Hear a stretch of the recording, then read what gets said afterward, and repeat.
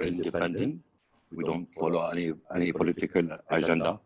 We are live reality TV, Revolution TV. We were the first and only Revolution TV in the world.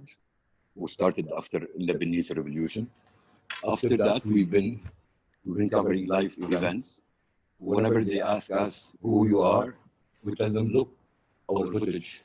We have thousands of footage, live, mainly events during the Lebanese Revolution. And lately, we expanded to France with Leon Equalia, due to the revolution in France, and we followed. Also, we worked on some footage in recently in the States, what's happening in the States, and we followed that because of the Lebanese diaspora. Is very important for us, for Revolution TV, and very important for Lebanon. It's the biggest economy for income for the Lebanese people, and we care about their story and their what they're doing around the world. We follow them and we cover their stories, and we trying to see their influence during the government. We have lots of questions that Hala is preparing to ask Jim about what's going on in the States, what's going on in the Middle East, and on Lebanon. And I would like also to thank Hala and Tatiana Ska for organizing this technically. I'm sorry for for what happened. I'm really sorry for the delay and the technical difficulties. But this is the first time. And as we said, we are amateurs. We're Revolution TV. We're not. We're all our team and staff. We work on volunteer base. Nobody get paid yet, but we are preparing to become a company, because we thought at the beginning of the revolution we used it to protect ourselves and to protect how the movement of what's going on the street, and to give really live coverage and unbiased. And we didn't know how long it was going to take, the revolution, and that's why now we organize ourselves, now getting licensing, and now we're working on fundraising, and we're trying to become a semi-professional. But until now, we're still unprofessional, and that shows from our presentation so far. I'm really sorry about this. I'll introduce Hala, our director for YouTube channel, and one of the founder with us of Thawra TV, and I hope she does better job than me. The floor is yours. Thank you. Thank you very much, Mr. Clancy, for joining us today and for agreeing to participate in this interview. We are looking forward to hearing what you have to say with your vast experience, over 3 decades of experience as a CNN anchor and a bureau chief for the Middle East, reporting also from Lebanon. The first question I wanted to kind of bring across to kind of relate it to what's going on in the US. The streets are exploding with civil uprising across America. Great empires tend to fall, become decadent, and we can see there's a lot of uprising across the states. And they usually say when empires fall, it's usually to dissolve the internal structure of the country. Where do you see what's happening in the US? Would you consider it something that is challenging the system in America in general, or is it just something post-COVID-19 frustration to the imposition of a martial law type system that people using the pandemic to justify some form of martial law where people had to accept in order to pursue whatever the government had to pursue for this pandemic? How would you like to explain the situation in America to our viewers and consider this assessment? Is it the end of American system as we know it? Is it an uprising, or is it really going further than that? Is it just nobody should get their tackling the hopes up. freedom of life as we know it? Look, what's going on in the United States is part of a long experiment. And as a part of that experiment, there have been at various times in our history, the Civil War in the 1860s, and after that, Reconstruction. And then we came into the 1960s with the Civil Rights Act, the Voting Rights Act, and these kinds of things that were meant to empower all of the citizens of the United States. And then we had a black president. We had a black leader of the Justice Department. And what has been learned in all of that is it doesn't matter if you have black leaders. It doesn't really matter that the head of the Justice Department is an African American. What matters is, are we getting anything done? And I think that's what these demonstrations have been all about.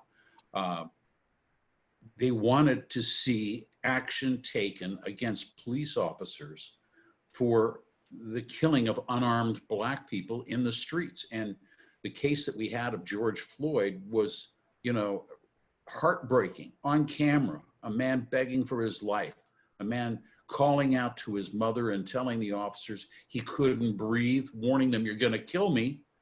And it was just a step too much. And people said, it's time that we stop talking about all of this, talking about the laws that are on the books. When are things going to be implemented? When is somebody going to be held to account for the actions that they take? Now, overnight, we have seen all 4 police officers have now been charged. There's the one charged with second-degree murder to put his knee on the neck of George Floyd. But the other 3 are now being charged with aiding and abetting his death. And this is what protesters wanted to see. This is some action. Somebody's being held to account. What happened? Well, what happened was there was a dramatic downturn in the amount of violence last night. And so I think that's an encouraging note. People still broke the curfew. That's part of the protest. The curfews are being reconsidered in other places across the United States. And we're going to see all of that lifted. It's true, some people have taken advantage to bring violence to the streets, whether they're anarchists, leftists, right-wing, white supremacists, whatever they are. They've had a hand in making matters worse. There's also been a criminal element. I mean, we've had guys going around with sticks of dynamite or half sticks, quarter sticks of dynamite blowing up ATM machines. Now, they're not into this for any racial reasons. They're in this to make some money. And they take advantage of the chaos that's out there. Democracy is messy. The experiment in democracy involves you stand up, you try, you fail, you get up, you try again. And that's the process that we're in right now. Former President Barack Obama yesterday calling for a comprehensive list of reforms that police departments around the country could implement. And already today we saw Denver, Colorado, actually the legislators there voting on one of those that would ban chokeholds as an example. Some of these things that tend to get the police into trouble, and they tend to get black protesters hurt and killed, or even black suspects involved in crimes. So this is the change that people are looking for. They want to see some actual action taken. And on the other hand, you have President Trump, who sees this as a brilliant opportunity for him to enforce his kind of, as he called it, law and order on the country. And he wanted to bring in troops. That's been roundly criticized. It's not needed. The level of violence has gone down. There are some of Mr. Trump's supporters, no doubt, that would like to see the violence be worse, to give them that excuse. But I think for that reason and many others, the protesters are not doing that. They're trying to keep it peaceful. Various police jurisdictions around the United States are also trying to keep it peaceful. They're joining in, taking a knee with protesters, and really showing that they can reach out, that they can reform. But it's a test. We're going to have to wait and see what happens out of all of this. One thing is certain. You have the combination of the mishandling of the coronavirus outbreak, the pandemic here in the United States. You have a huge economic downturn as a result of that. And now you have these racially charged protests taking place all around the country in more than 125 cities in various degrees. You take those three factors and it all bodes ill for President Trump's reelection campaign. And that's what he's, of course, always concerned about. President Trump doesn't really care about the black protesters. He cares about his own reelection. So, so would you consider the COVID-19 that what is happening? Many criticize governments for using the pandemic basically to impose something akin to a martial law. Do you think civil liberties have been curtailed in the US and elsewhere with the pandemic being used for sinister purposes? Well, you know, there's been all kinds of criticism of the pandemic being used for that purpose, to limit freedom of speech. At the same time, you know, the health experts are looking at these protests and they're going, hey, you've got thousands upon thousands, in some cases, tens of thousands of people out in the streets, shoulder to shoulder. Yes, most of them are wearing face masks, but at the same time, it's inevitable that there are going to be people within those crowds who not only are positive for the coronavirus, but are active carriers. They could become super spreaders at events like this. And so there's a huge concern, a real concern about that.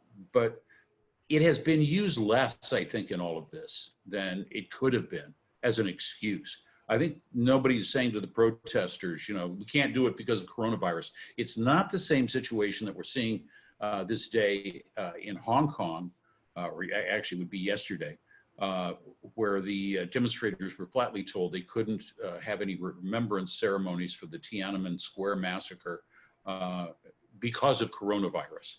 That's not been the case in the United States.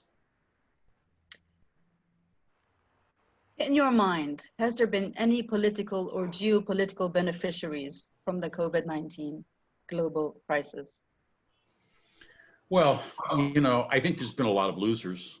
I'm not sure there's really any winners unless you want to look at countries like South Korea, cities like Singapore, city-states like Singapore, people who have managed to really take charge of the risks posed by coronavirus, react very early, and take action. Look, the United States is caught here. There's more people that travel inside and outside of this country every day than almost anywhere else in the world.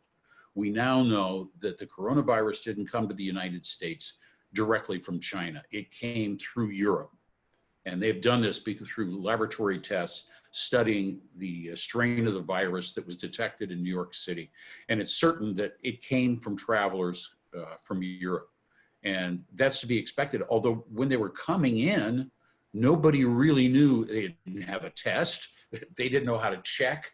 I mean, they could have taken people's temperatures, but they really weren't in a position to take control of the virus. And by the time they reacted, it was already the virus had already spread. That's why New York City has one of the highest rates of coronavirus infections any place in the world. Now, the good news on that front is that curve is going down precipitously. And in fact, it's causing all of the numbers in the United States to go down.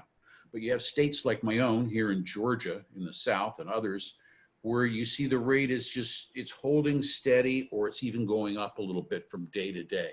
And so there's a risk there. We won't know what happens as a result of these protests for at least another 2 weeks, 10 days, 2 weeks, before we begin to see what effect that might have on spreading this virus and making matters worse. But it's something I think health officials very much are trying to shine a light on right now, because they realize that the more that this spreads, the worse the economic fallout's going to be. And I think everyone wants to see America get back to work, or their own countries get back to work. They want to go back to their jobs. They want the economy to come back alive. But if you try to come back too early without the proper precautions, you're going to pay a price, and it's going to be even worse. So that's the situation we're in right now. So do you think you can get out of the problems that America is in and be able to get back to normal life? Or is it more systemic, the problem, as in deeply rooted racial problems or income inequality? Is it possible to go back to normal life now with what's happening? Well, that's the $64 million question, isn't it? When we look at it, the actual truth is we don't know. Now, you have the two things that are happening. You have the coronavirus on one hand, And that has highlighted the discrepancies in income, in healthcare between communities of color and other communities in this country, the income inequality. It's highlighted all of those things. But these protests are specifically focused on the police abuse of Black individuals, how law enforcement treats them. That's what these protests are about. Is it going to solve things? Well, we have a path forward. We have a lot of our political leaders on the left, at least, that are coming out and saying there are things that we can do. Candidates are being taken into account and asked, how will you proceed? Will you sponsor legislation? Will you see that that legislation is enforced? Will you ensure that your police departments have the proper guidelines, get rid of the whole idea of a chokehold that can be lethal as a means of subduing a suspect? So all of these things are going to be tested. Will things go back to normal? Well, that's a huge question, because we don't know whether coronavirus is going to up and disappear, or whether coronavirus is simply going to remain on a simmer and constantly be attacking the vulnerable populations, the elderly, those with pre-existing medical conditions.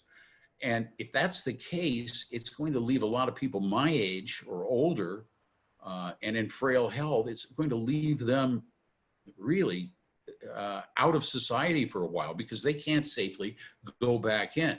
Perhaps younger people can, but even there, we're learning a lot more about the virus, and we're learning that young people aren't safe either, that this virus attacks the blood in human beings. And we just simply don't know enough about it to know that whether or not life will go back to exactly the way that that it was before. But we do know that some of the things like working remotely, that's being tested right now, and it's working. It's working, and a lot of companies are looking at it saying, well, that's a way that we can save money, because I don't have to rent office space. People can work from their homes. And the people that are working for their homes can say, well, boy, that cuts out all of my commuting costs, and that cuts out, my need perhaps for childcare, for pet care, things that I would normally spend money on. I may not have to do that if I'm working from home. Let me give you an example. ABC News, the American television network, had a pilot project going for, I think, 3 editors who were videotape editing at home through a special system. During the coronavirus, the evening news was being put on, and 200 editors were contributing to that remotely from their homes. The entire newscast was being done, edited remotely. It's just an idea. When you're forced to do something, you can have a breakthrough. And, it so happens that ABC is considering moving its studios into downtown New York City, which is a very expensive proposition. And for them, it could be revelatory that, they might not have to spend as much money on office space as they thought they would.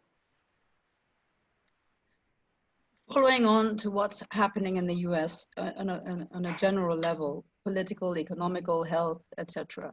Some say that what is happening now is the beginning of the end of the American empire. Do you believe this is the case, or is it exaggerated? Well, the news media is great at exaggerating things. Unless you exaggerate something, you're not going to make headlines. So there is that. And I think we're all aware of that. This is what you have. When a newscast comes on the air, you have that militaristic music that goes with it, where we're drumming people up. We're building up what I like to call the Department of Fear. I think the U.S. probably has a long, long way to go. It's still going to be the leading economy in the world. And I think that if we can get new leadership, it can also return to being a leader on the human rights front, as it once was. I mean, we don't get to the place that we want to be by pulling out of the World Health Organization, trying to bring Russia back into the G11. And you see the pushback that you're getting from other world leaders. Angela Merkel in Germany said that she was declining President Trump's invitation to come to a G7. And a lot of people speculated that, well, that's just because you know, she knows if she can avoid the next one, she doesn't have to see that guy ever again. And, you know, we don't know that. She didn't say that outright. But I mean, that's what people are talking about now. American leadership in the world has been just terribly undermined. You know, when we look in this hemisphere, in the past, when there were epidemics and things like that, the United States would lead, and the leaders in Latin America would look to the United States for an example. They sure didn't get that this time around, and they have no idea what to do.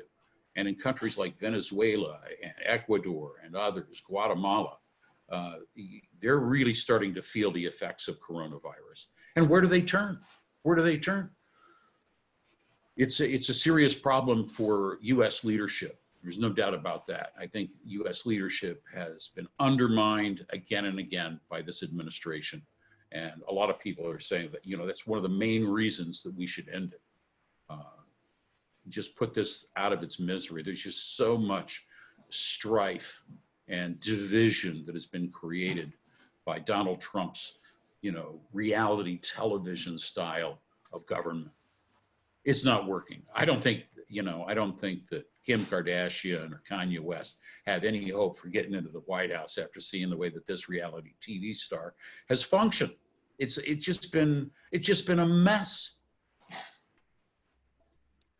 We will go back to the question of the administration of Trump, and one of the questions I have lined up for the Middle East related questions, where we will look at the possible elections in 5 months and who might be the next president of the US. And if you want to further this statement you've just made, or this answer, if you want to develop it further within the context of the next question, feel free to do so. At this stage now, I will move into the Middle Eastern questions. Can I ask one more question? Sure. Do you think, Jim, this movement, whatever is happening in the States right now, is going to stop or going to continue until the end of the election? Well, certainly Black Lives Matter has been around for some time. It's been demonized by the right, and it has gone through a lot of evolutionary changes, but it's here to stay. It's here to stay. And, you know, it's not that there's more racism today in America. There are more cell phone cameras. They're capturing it. And, I mean, they're putting it on TV, they're putting it on YouTube, they're putting it on Facebook and Twitter and every place else.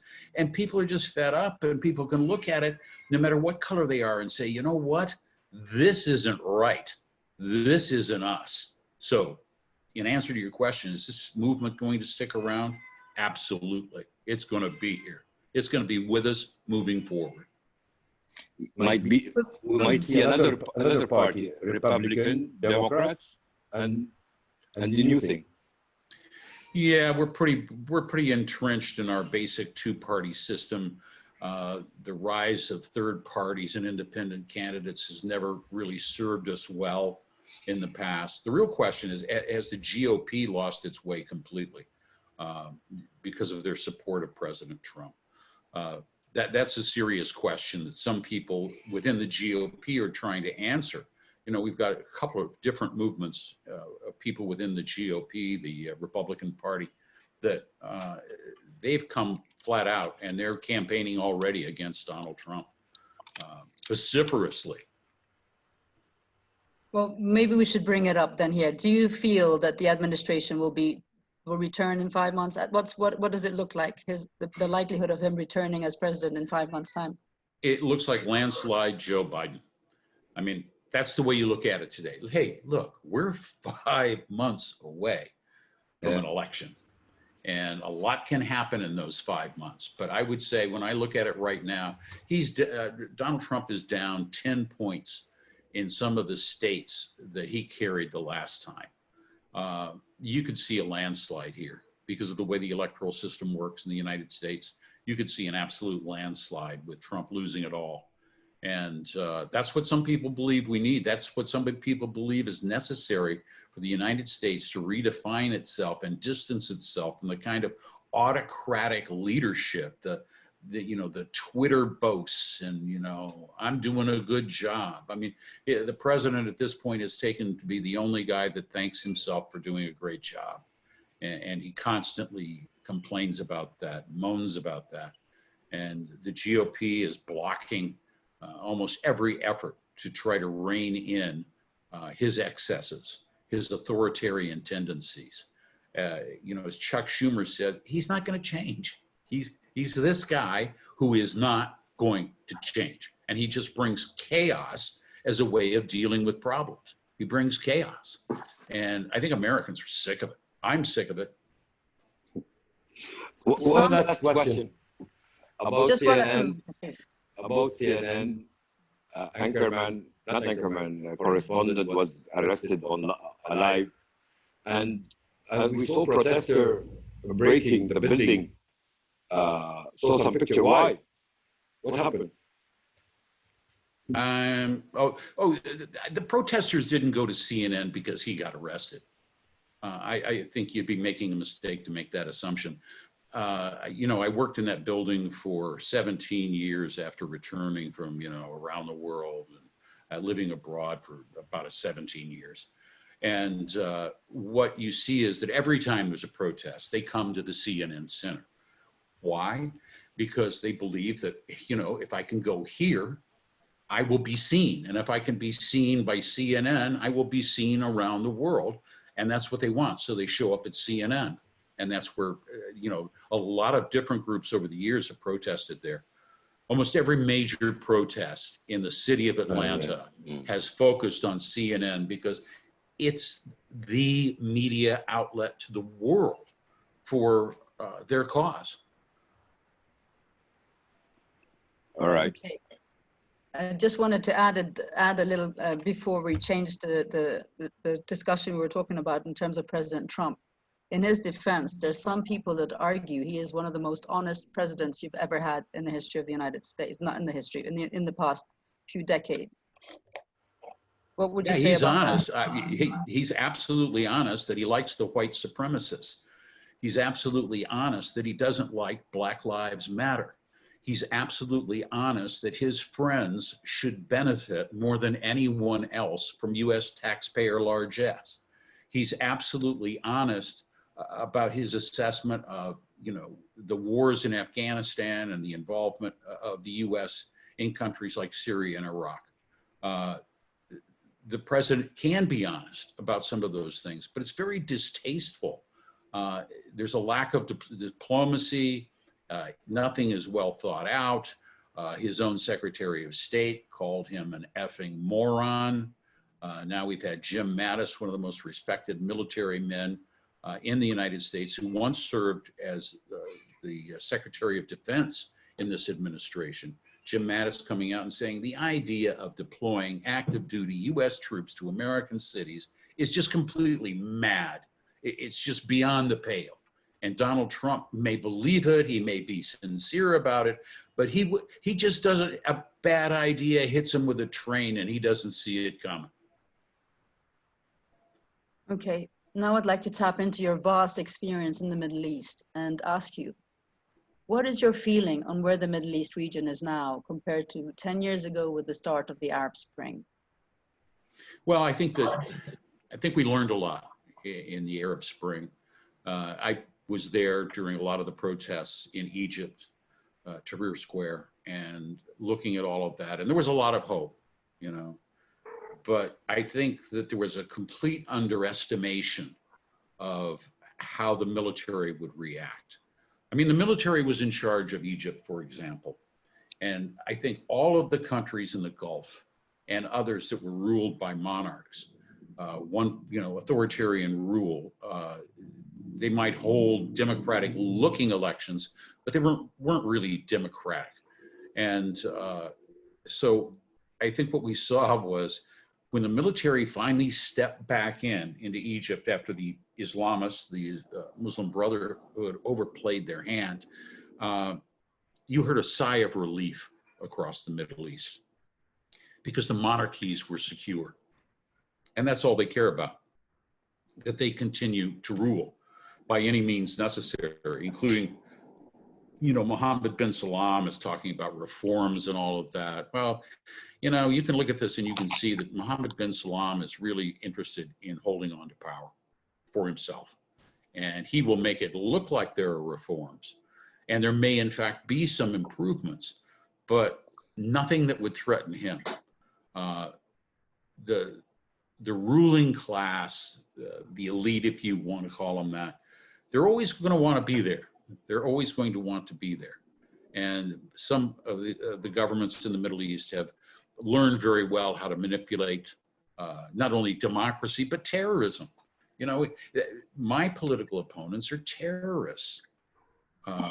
And as a result of that, we got Syria, and look at the carnage there that has, you know, had a terrible impact all across the region, especially on countries like Jordan and Lebanon that have been really bearing the burden of all of the refugees. And, you know, that creates friction within all of these societies. When can things go back to normal? There's no doubt the Middle East is in a major era of reconstruction, reassessment, reevaluation. At the same time, the authoritarian leaders are looking at ways that they can maintain control. The street may be asking, it's time to give us more power. It's time for you to be held accountable. It's time for you to answer how the funds are spent and how they aren't wasted or they are wasted. Those processes of accountability, especially, and I'm thinking about Lebanon, just like in the United States with Black Lives Matter, you've got to hold them to account. You can't have 3 weeks of demonstrations and say, all over, problem solved, let's go home. It's not one prime minister being appointed. It's not one president being elected. It's really much, much more than that.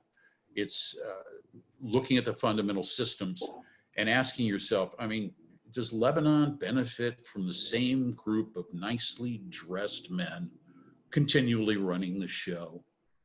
Is that all the government is? A bunch of guys that look great and they've got their French tailored suits and they look like they're affluent and they claim leadership by family connection or by other party connections. It's all going to have to be reassessed.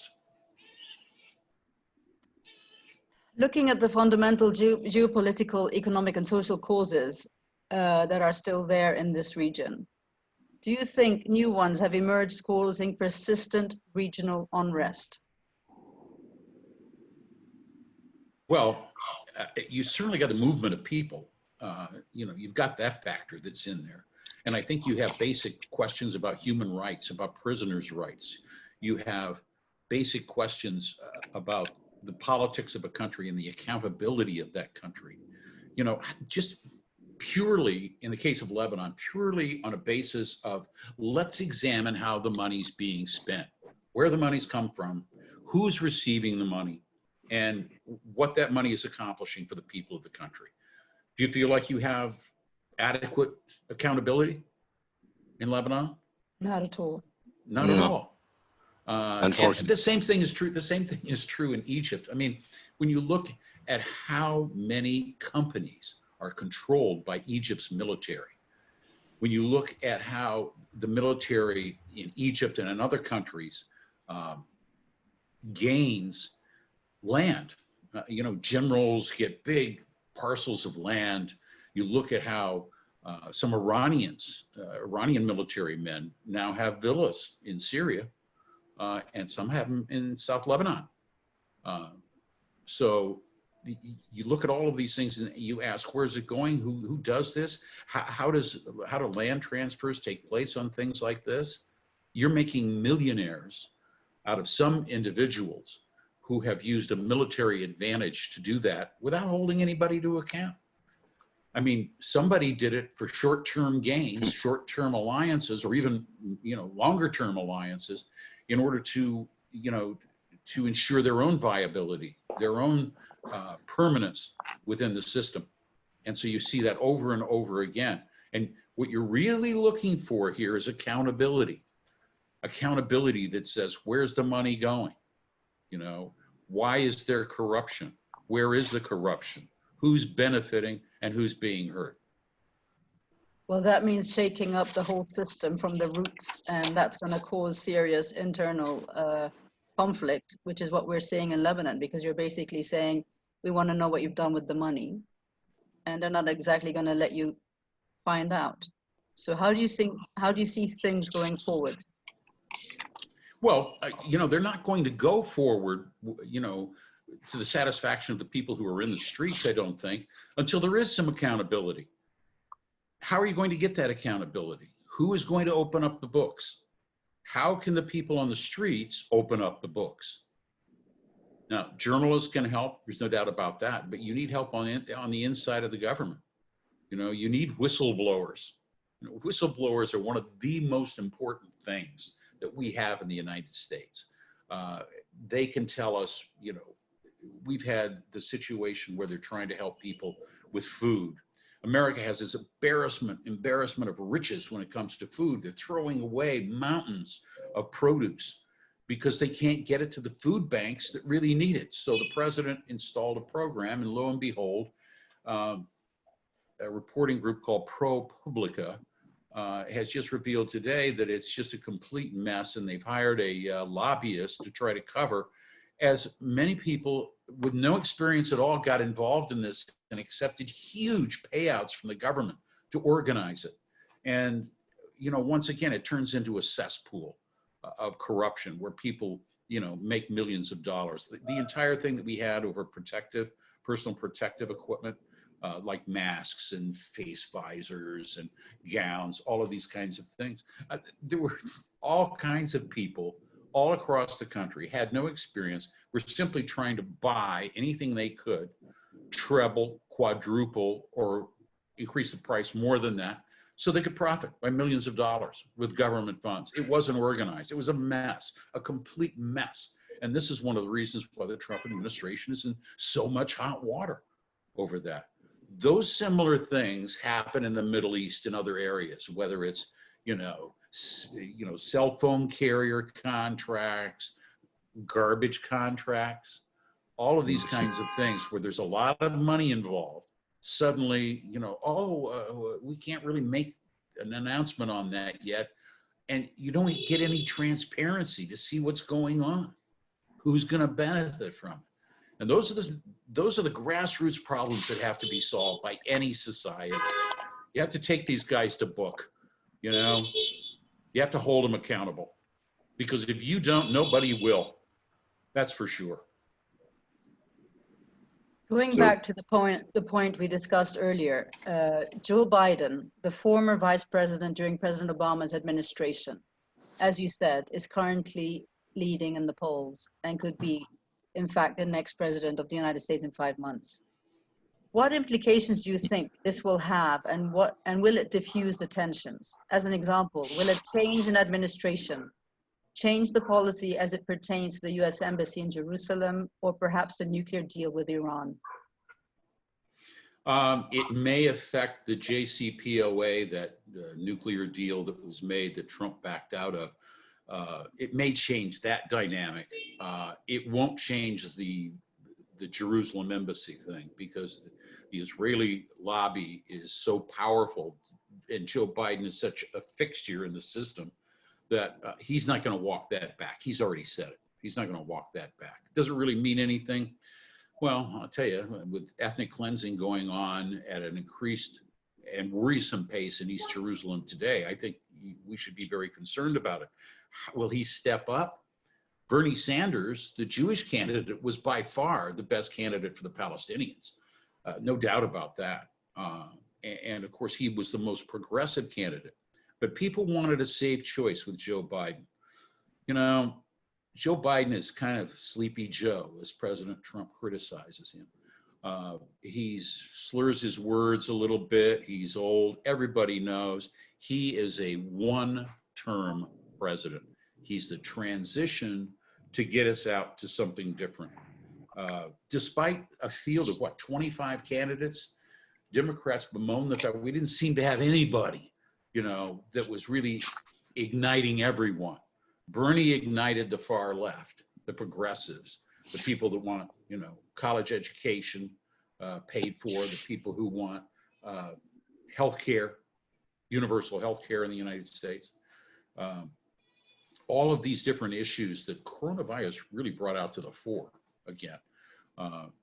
So we look at President Trump and we look at this re-election, and yes, it looks like Joe Biden is going to get elected, but he is being seen really as the bridge candidate to some kind of a future, you know, whether it's a Republican or a Democrat that can come up and can really get people going. I can tell you it's not going to be another reality TV star. This, you know, we talk about America being an experiment in democracy.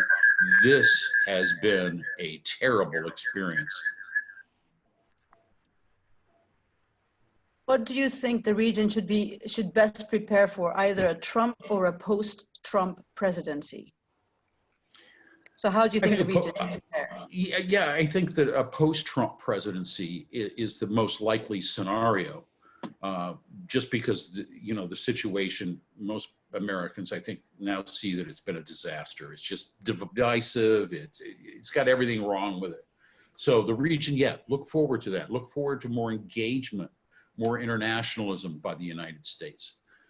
At the same time, I wouldn't look for the United States getting involved militarily in the Middle East. I think that the American public has looked at the bill for coronavirus, and they looked at the bill for Afghanistan and Iraq and these other adventures or misadventures, and they've decided, you know what, we don't need this anymore.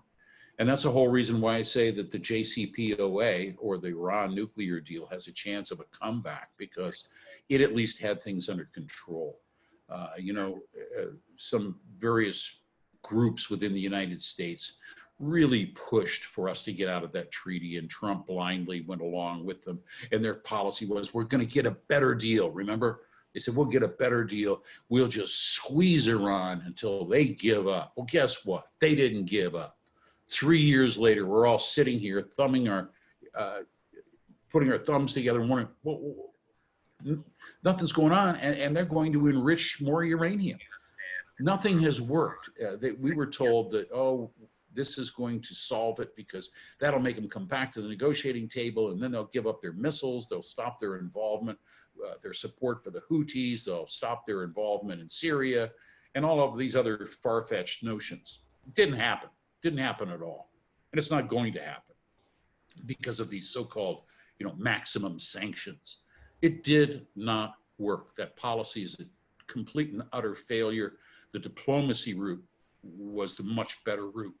And I think it'll be addressed in a future administration. So there's a huge potential that the diplomacy route will be the next phase in the Middle East if Biden succeeds? We can hope. You know, it's not going to be immediate. It's not going to be like January 21st. You know, we'll have an inauguration on January 20th. But on January 21st, it's not going to be like everything goes back to what it was under President Barack Obama.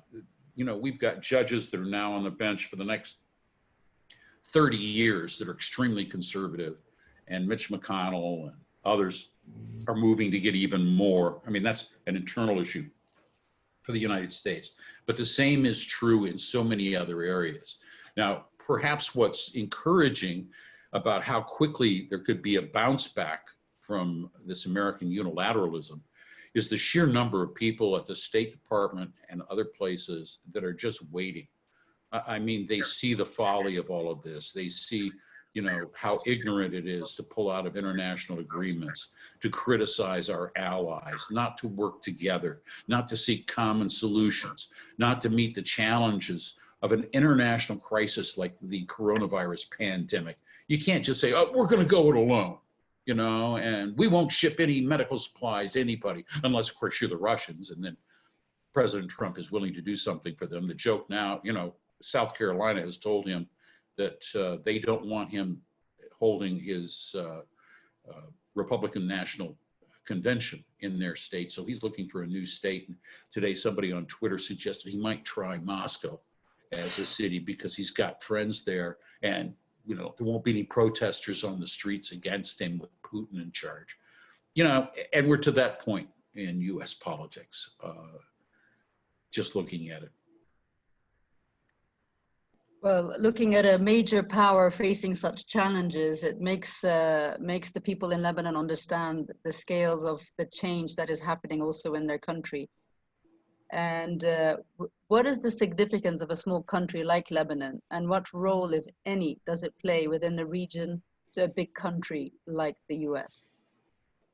Well, the U.S. has long looked at Lebanon as one of those places where you had the semblance of democracy, and you had a if not multi-ethnic, a multi-religious society functioning together. Obviously, the system, your system, might need some serious updating. That's for you to decide. The United States doesn't pay Lebanon a lot of heed in terms of leadership in the region. I think the best that Lebanon can hope for is that it doesn't see it as that regulation-sized alleyway for the settling of regional conflicts. I mean, the involvement of Iran, the involvement of Russia next door in Syria, troubling things, and Hezbollah's involvement there, all troubling things to the United States. And the United States, there's a large section of the foreign policy crowd that, excuse me, they see a mirror. If it's an Israeli problem, if it's an Israeli concern, then it's got to be an American concern as well. So there's that. And that's an area where, Lebanon can find itself more or less in the crosshairs. Once again, is that alleyway for the settling of regional conflicts, which you don't want to become. You don't want to become. And you certainly don't want to, wrap it around to another 2006 war where your infrastructure gets, battered, shattered out of sheer damn meanness, for failing to do the bidding of your neighbor's state. Well, that's what Lebanon doesn't want. And Lebanon doesn't want to just, I think the majority of the people that went on the street, and it's reported in Reuters, it's up to 2 million, they want a complete change. They want an entire change of the system. And they're even talking of a secular state.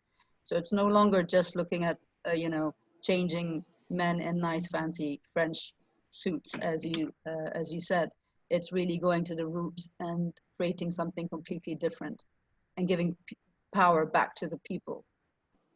Yeah, well, remember, a lot of these groups, a lot of these families represent some of those groups, whether they're Christian, whether they're Druze, whatever they might be. And so you're still going to have an element of that. People are going to vote, for the people that they know.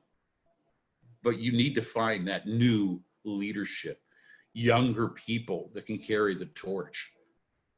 The United States right now, I mean, they've looked over the younger people. Apparently we weren't ready to elect a woman.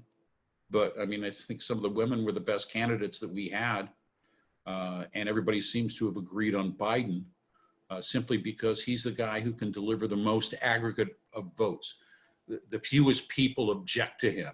That's what it is. Whereas some of the women who were running were seen as too far progressive, too far in this direction or that direction. But I think some of that fundamental change is coming the way of the United States. And I sense it's coming the way for you too, where, you're going to have to elect progressives. You're going to have to support them, build the political structure around them that will lift them into power.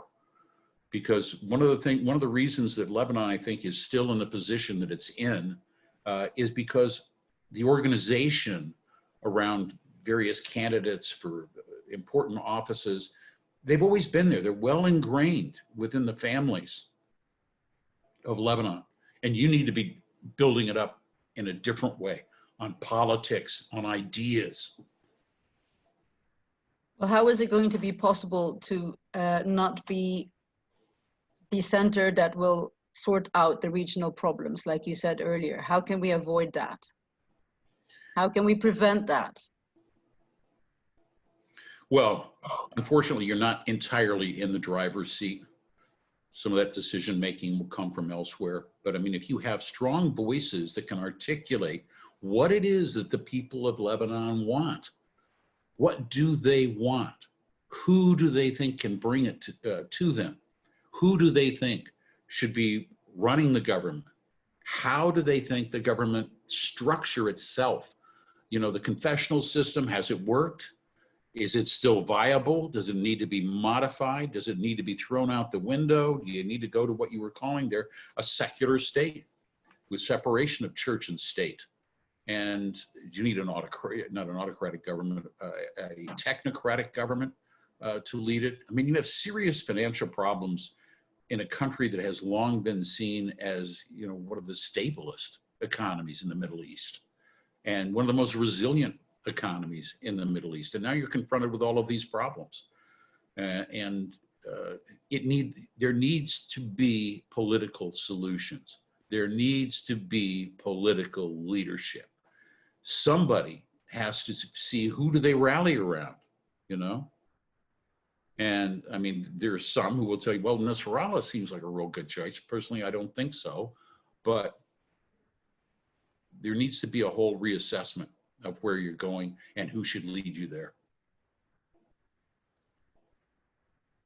Considering the economic meltdown and the dire need for international support, how much change do you think the international community is likely to impose on Lebanon? And again, this is kind of linked to what we've been talking about. I don't really, I'm not an expert at that. But as you well know, you know, I'm not convinced that the World Bank and some of these other institutions are all that good for countries, really.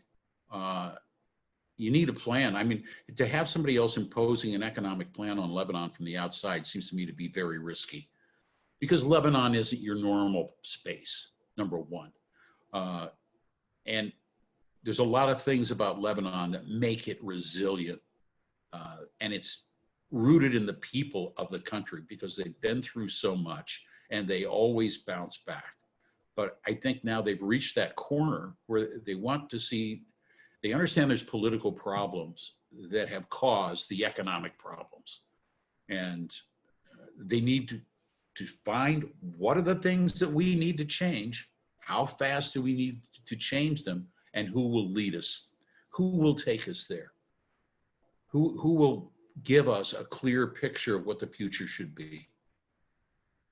I think a lot of the people want a secular state, and they want a strong leader that will give power back to the people, and there'll be accountability and an independent judiciary.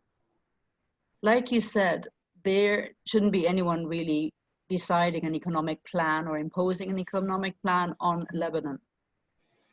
And we are now close to a situation like Venezuela in terms of the economy. Major financial crisis, large poverty lines. What if somebody decided to impose a political plan on us? How likely is that, and how do we avoid that? And what's your feeling around that? Well, I think that the problem is that the current structure that you have allows people to impose that on you already, but they just do it behind the scenes.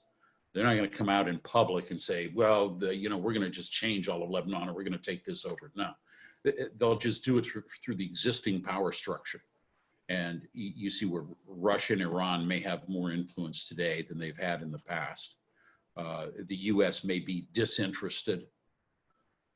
Europe, France will remain interested. France will remain engaged, and that's a good idea. That's a good reality for Lebanon. But it can't solve all of your problems. Eventually, the Lebanese are going to have to solve those problems. And the first thing they have to do is identify them. You know, what is it that got us into this mess? Lebanon has recently gone through several bouts of revolution, 2005, 2015, 2019, basically 3 in the past decade. What is your feel about the cause, and does it resonate with the demands of the rest of the region, or is it different? I think it's different. Clearly, it's different than the rest of the region. And in some ways, you can look at your situation and you could say, you know, we are the worst, and we're going through all of this. But my God, just take a moment and look at the people of Syria and what they've been through.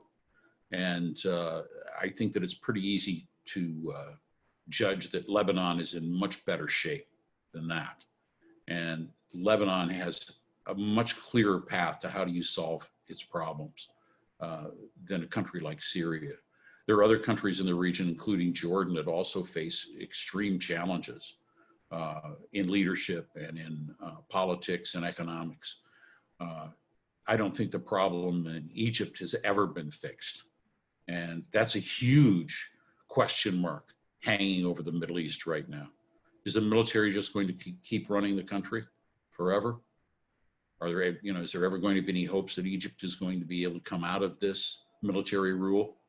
And that's what it is. And that's what it was under Mubarak. It was essentially military rule. And the military has shown itself to be very powerful. That is not your problem in Lebanon. The military is not your problem. Your problem is the politicians. And you have elections.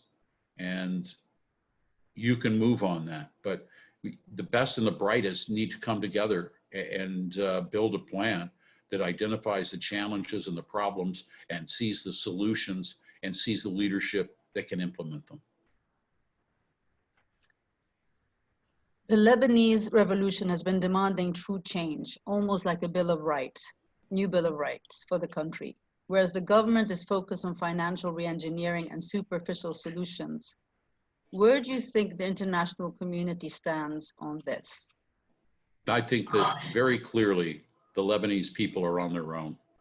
I don't see a great push from the international community to control things or to push through solutions for the Lebanese people. I may be wrong. I haven't been in Beirut in a few years now, so I don't see it on the ground as much as perhaps you would like me to. So I'm probably not the best person to ask about this, but I still don't see an overwhelming interest in Lebanon in the international community. The reality is we've got so many other problems that we're having to confront. In the United States particularly, people aren't worried about foreign affairs today the way they might have been, even 5 years ago, certainly 10 years ago. More consumed with what's happening with me, what's happening with my economy. So you can't expect the world to come marching in. They're not going to do it. But the Lebanese people are going to have to come up with their own solutions here. Is this a good opportunity for us to come up with a solution now that everyone's busy and not interfering in our internal affairs? Or do we need foreign relations to interfere in our affairs? I think that it's an opportunity to take some kind of an action without, overwhelming interest of others in what's going on. Sorry, so the countries are busy with their own internal affairs and not busy with foreign relations, etc. Does it mean we can get on with our own affairs and no one will butt in at some stage, or there'll be always foreign interest interfering in the future of this country's political identity, meaning we might become a secular state? And what kind of imbalance will that have on the region? Well, we're going to find out. It depends on how far it's pushed from the streets in Lebanon, how much change is implemented. You'll always get the European Union making some statement about it, but I think everybody realizes that those statements don't amount to much at the end of the day. You will always have companies and interests that are trying to benefit from what's going on in Lebanon in an economic sense, trying to play a role in there. You have regional players, Syria, Iran, even Russia to some extent, that would like to see, some kind of a greater influence there, because they perceive that the US and Europe are less interested. And they wonder, is there a gap there that we can fill? So you have to be on the lookout for that as well. But as I say, it's hard for me to analyze all of this, not having been there and sitting down with people over a cup of coffee. I wish that's what we could do right now. Sit over some coffee there on Hamra Street and, talk this out. Lebanon always remains, I have this view of it, and it's a wonderful view of how life works in Lebanon. And it's always encouraging to me the way that that takes place. And I really treasure my friendships there as a way to, you know, understand more about the Middle East and the unique position that the Lebanese hold in it.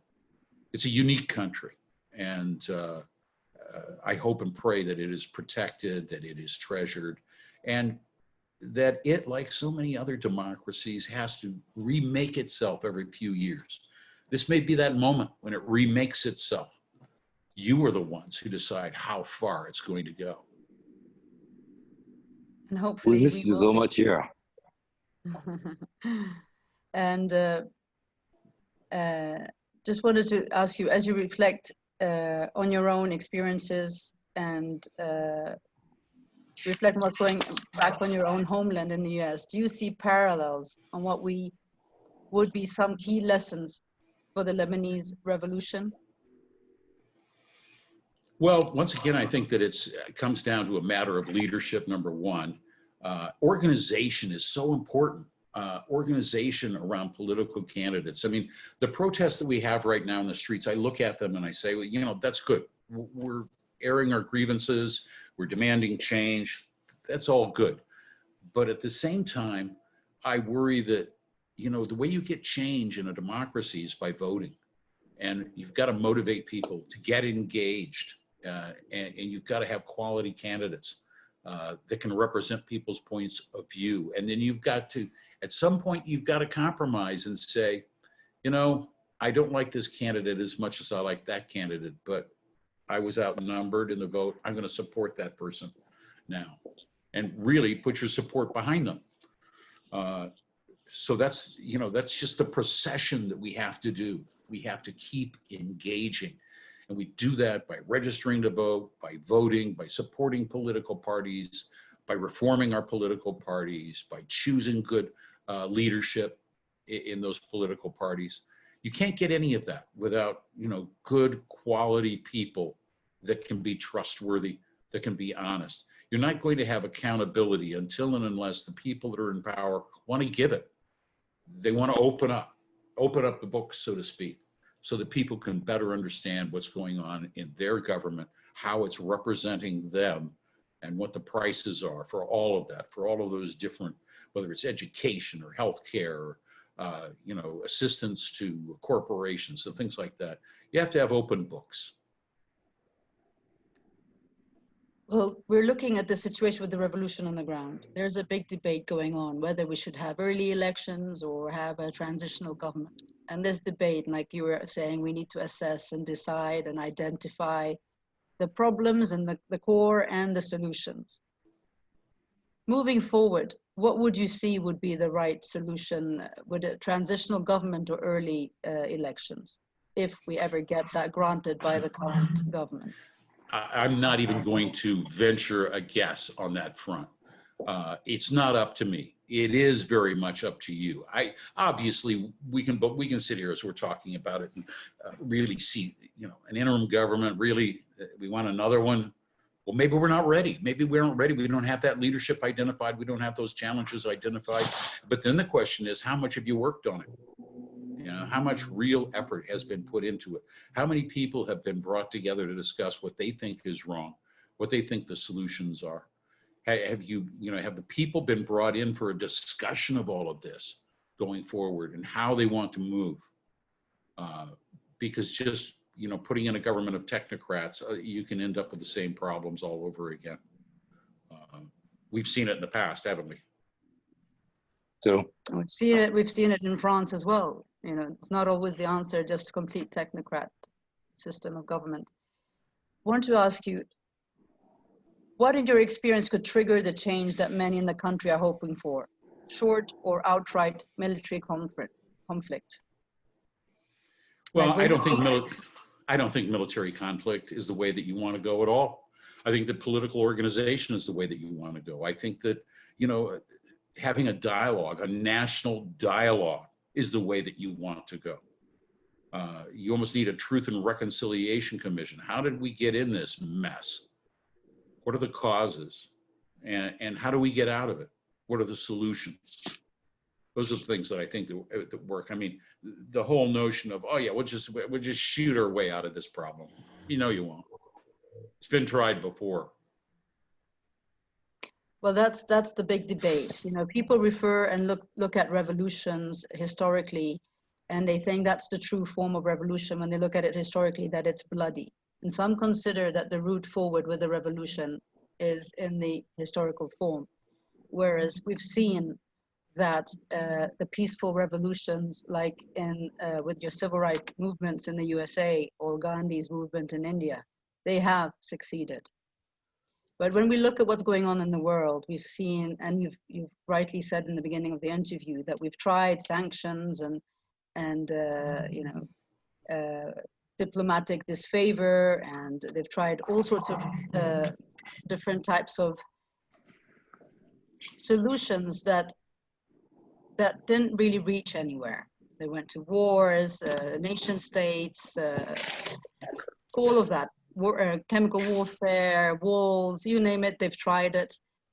And we still haven't reached to where people want to reach, because we can see there's a world, there's serious uprising going on around the world. People want solutions that come, if you like, from the heart. Like, I would like to propose the idea, what if we had a revolution of the heart, where we think about the perspective of the interest of others, and we look at the environment, the interest of our environment, the air that we breathe, look at the natural wealth that we have, look at things that people want. They want peace, they want solutions that help them moving forward. Why is that never kind of considered and put forward on the table? It's always resorting to wars and something that doesn't serve the people. Is it possible to start moving forward with something that actually does serve the people? I mean, we've seen that ridiculously tiny, invisible COVID-19, how it's turned the world upside down. And we've all reached to a stage where we're equally fighting for survival, whether economically or health, in a health perspective. And we've seen other countries like Lebanon and China and Chile, Hong Kong, fighting on a political level. It's changed everything, the perspectives of what we're going through. So how possible is it to have a revolution of the heart, peaceful one? Well, you know, it's an emotional issue. I know what you mean. It's an intellectual issue. And you're so right, a revolution of the heart is what is needed.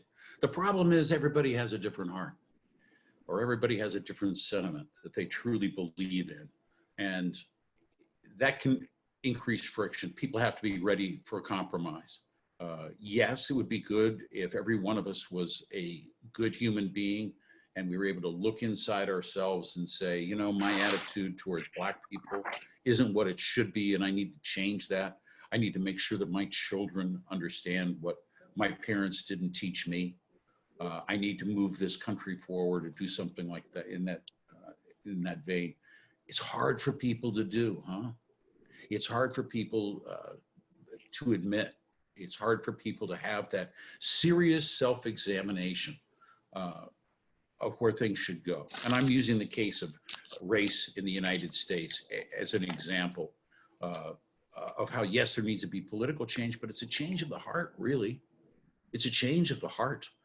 And it's so hard to put that into words. I mean, that comes, I think, in education, that comes in inspiration when you have a religious or a political leader that can, or an intellectual who can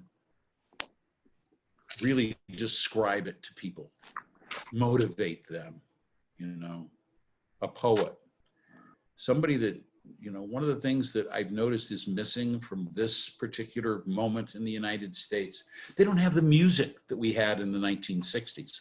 They don't have Pete Seeger, they don't have Joan Baez, they don't have all of these different groups, and they struggle to find, you know, an anthem to come around. I see that "Oh Freedom" was being sung. Well, that was a song that's really older than the 1960s, but Pete Seeger, you know, brought that out to the fore at huge gatherings in cities across the United States when the protest movement during the civil rights movement was taking place. And that speaks to the heart. You know, music speaks to the heart, literature speaks to the heart. And you need those artistic inputs in order to make that kind of a revolution really work, because it's a matter of inspiration, not just, you know, convincing people of your political beliefs. It's inspiration. And we all need it. Certainly. Well, they say unevolved, a sufficient number of unevolved individuals in conflict is what causes war. And maybe, like you said, we need to focus on evolving as human beings and focus on the perspective and the interest of what keeps us alive and the people that we need to keep us alive, which is each other. At this note, I want to thank you so much for your time and for giving us the time to share your experience and your insight with us, our audience in Lebanon, our Lebanese diaspora across the world, our international audience everywhere. And to you, Mr. Clancy, our full gratitude again. And I'll pass you over to Tarek Hmaidan now. I'm Hala Nasreddine. Thank you all for watching. And this is Tarek Hmaidan with you. Jim, I'm gonna say it from the heart. Really, we really miss you as a family. Kamal is watching us. Dad, send his regards.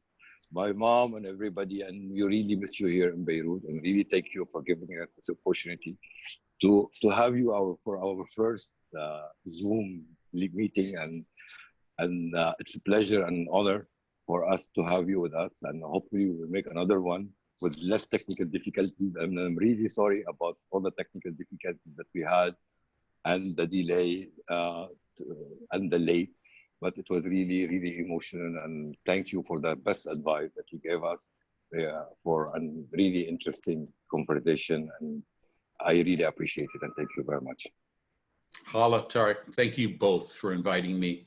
And let's have that coffee down on Hamra Street here sooner rather than later. Once I get out of this, I have been isolated here for like 70 days. Just going out to the store every once in a while.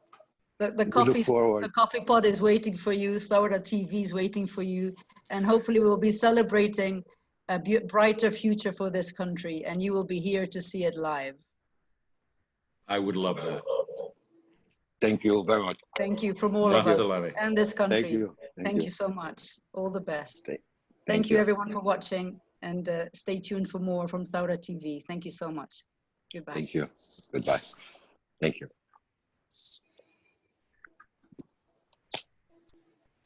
Thank you. Thank you, Tatiana. Thank you very much, Tatiana. Thank you, Anjad. Really, thank you. I know you can see me. I was behind the scenes. There you are. Yeah, that's me. Pleasure listening to you. All right. We missed his voice. We missed his voice here. Give us really good energy. Bye.